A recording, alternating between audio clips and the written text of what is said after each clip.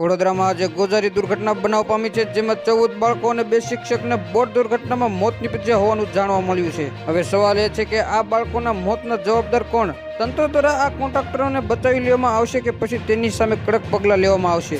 આ સવાલ આજે દરેક વડોદરાવાસીઓના મનમાં ઉઠી રહ્યા છે। સંતાપ પાઠવવા રાજનેતાઓની દોડ લાગી છે, પરંતુ જેના ઘરનો ચિરાગ બુજ્યો છે તેની પીડા કોણ સમજી શકે? વડોદરાના હરિણા વિસ્તારમાં આવેલ મોટાના તળાવ સ્થિત ફન ટાઈમ અરેના વોટર પાર્ક ખાતે આજે વાઘોડિયા રોડ પરના ન્યૂ સનરાઈઝ સ્કૂલના ધોરણ 1 થી 6 સુધીના બાળકોને પ્રવાસ માટે લાવવામાં આવ્યા હતા, જ્યાં લેક ઝોનમાં 27 બાળકોને બોટમાં બેસાડી તળાવમાં લઈ જવામાં આવ્યા હતા। તેવામાં અચાનક બોટ પલટી મારી જતા નાના પુલકાઓ સહિત શિક્ષકો પણ ઊંડા પાણીમાં ડૂબ્યા હતા। ફાયર બ્રિગેડની ટીમ દ્વારા રેસ્ક્યુ ઓપરેશન હાથ ધરી 15 બાળકોને અને શિક્ષકો સહિત 17નું રેસ્ક્યુ કરવામાં આવ્યું હતું, જેમાં 9 જેટલા બાળકોને નજીકની ખાનગી હોસ્પિટલ માટે સારવાર અર્થે ખસેડવામાં આવ્યા હતા, જ્યાં તમામ બાળકોના મોત નીપજ્યા હોવાનું જાણવા મળી રહ્યું છે, જ્યારે 2 શિક્ષક અને 4 બાળકો મળીને કુલ 15ના મોત નીપજ્યા હોવાનું જાણવા મળી રહ્યું છે। પળે પળની અપડેટ મેળવવા માટે અમારી ચેનલને લાઈક કરો, સબસ્ક્રાઇબ કરો અને બાજુનું બેલ આઇકન પ્રેસ કરો, જેથી કરી અમારા હરેક વિડીયોની નોટિફિકેશન તમને મળતી રહે।